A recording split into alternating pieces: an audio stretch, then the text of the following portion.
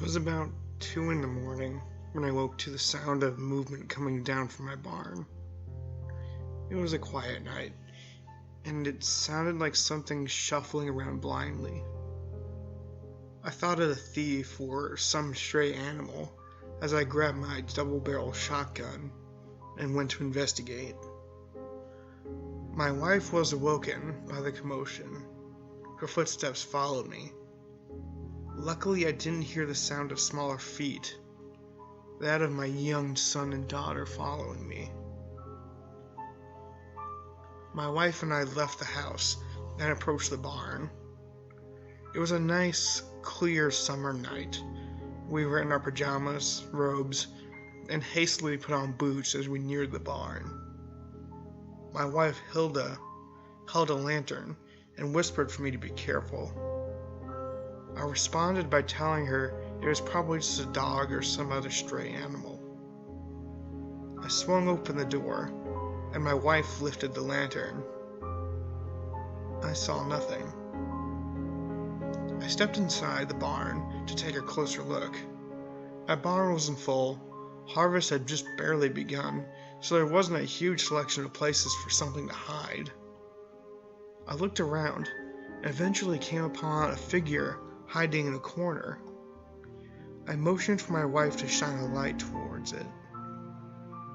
Huddled in the corner was a young girl.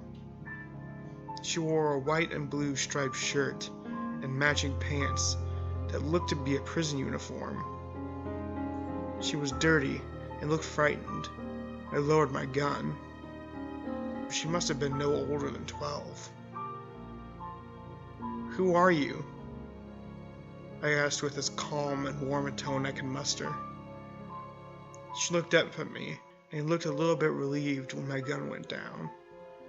Her dirty blonde hair had clumps of leaves and dirt and some blood from scratches she had received from running through the countryside. "My name is Dora. I came from there." She pointed in the direction towards Dachau prison camp. I had only seen the prison once, and it was from afar. I had been told by the SS to report any prisoners that should escape. I had every intention of reporting a prisoner if I came across one, but I had never considered a prisoner would be a child. I was shaken. Her garb gave me no doubt that she was from Dachau. But why would a child be in such a place? It wasn't a youth prison, at least not to my knowledge, as I had seen mainly adults there. "Why were you in the prison?" The girl whimpered and sobbed. Because I'm a Jew." Hilda looked at me. "She's hysterical, and the SS will surely come looking for her."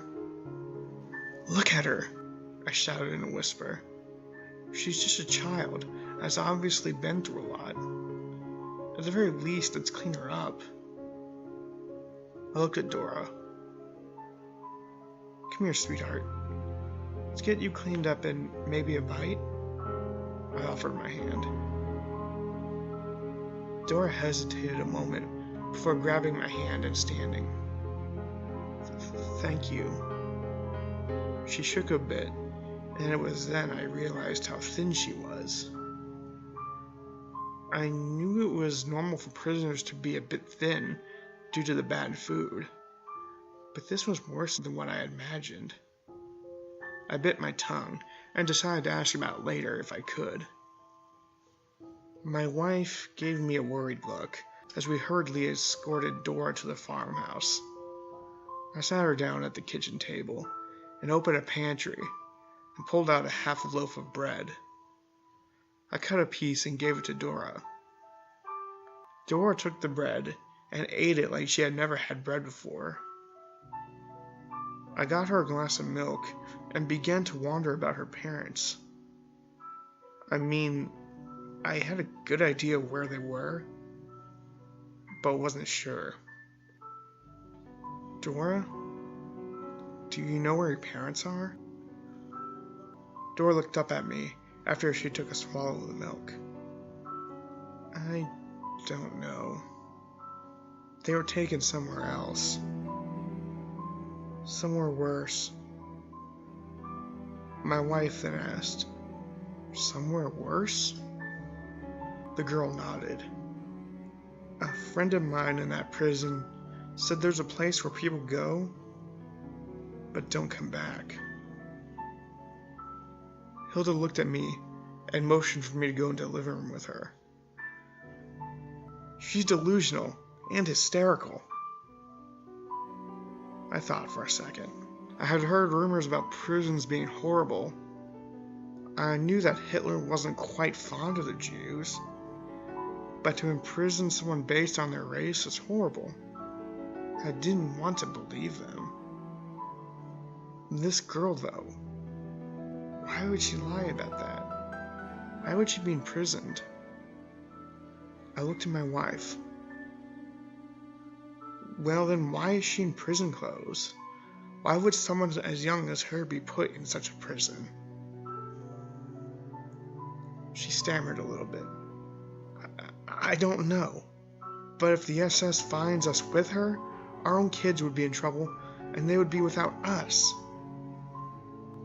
My frustration over the situation began to grow. I didn't want to be separated from my family. That was the last thing I wanted. But returning a child to a prison where she would probably be harshly punished was not something I wanted. I agreed to turn over a prisoner should I find them, but I didn't agree to turn over a young child. Well, what in the world are we going to do with her? My wife shouted in a low whisper. I took a minute to think about what to do. Well, before I could say, my son and daughter woke up and were in the hall. "Dad?" my son asked. "What's going on?" Dora had also left the kitchen, and my son and daughter saw her. "Who is she?" my daughter asked as well. I knelt down to my children. "She ran away from a bad place, and now we're trying to figure out what to do." Hilda spoke up. "Why not give her some food and some directions to Switzerland? She should be safe if she makes it there." I thought her advice over and sighed. It was the best option for us and for her. When the SS was bound to come looking for her, best I could tell them was I didn't see anything. I nodded and grabbed a pack as I looked over at Hilda. "Dear, can you get some spare clothes for her?" I looked at my son and daughter. "You two go back to bed. We'll talk later in the morning, okay?"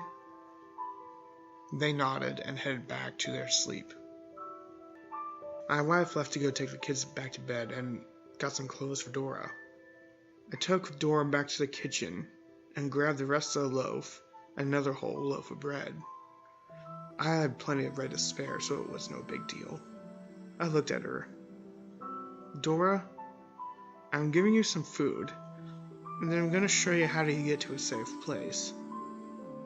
I just can't afford to keep you here, I'm sorry. But if you get here, you should be safe." Dora nodded and watched me grab the food. I took a jar filled with water and also grabbed a small compass and set it in her hand. "You need to head southwest, to Switzerland. Make sure the needle points this way." I turned the compass till the needle pointed to the right direction. "You will be safe there. Avoid large cities if you can, okay? And you'll have to sneak through the border. The guards won't let you through." Dora nodded, and Hilda came in with the clothes and handed them to her. The young girl quickly changed into the clothes and gave me a small smile. "Thank you. Maybe my parents will be there." My wife smiled a bit in a reassuring way. "I bet they are, dear." Dora nodded and gave us each a hug. "Thank you all so much." At that, she walked out of the house and vanished into the dark, clear night. It was only about 2 hours later when men in black, military uniforms with bright red bands with swastikas on their arms arrived. I knew they would come, so I simply lay in my bed awake. I took a deep breath and tried to slow my rapid heartbeat as I heard knocking on the door. I hurriedly threw my robe on and shouted, "Coming, coming!" I opened the door and was greeted by SS troopers. Their leader smiled courteously. "Hello, sir. We're looking for an escaped convict." And he then held up a picture of Dora. I tried to hide the fact that I recognized her and responded, "Well, I'm sorry, but I haven't seen her." The officer looked at me for a second before putting the picture away. "Do you mind if we conduct a search of your house?" I shook my head. "I'll wake my kids." The soldiers' search of the premises yielded nothing. They tore everything up. But they didn't find what they were looking for, as I knew they would. I was glad that this was at least buying Dora time, and I hid my joy successfully. My views towards the Nazis and Hitler had been changed. Anyone who imprisons someone based on race, let alone a young child, wasn't to be respected. After not finding her, the SS troopers left. Once they were gone, I began to think about the Camp Dora I talked about. I wondered about it often, and could only speculate about what she had said. Many years later, after the war had ended, I learned about the terrible atrocities there. I was sickened, and I was very glad that my family had helped a poor soul escape such a terrible fate. In 1947, a young woman came by my farm. She got out of a car and smiled as she neared my house. I was cutting the grass at the time, and it took me a few seconds to recognize her as Dora, and smiled back.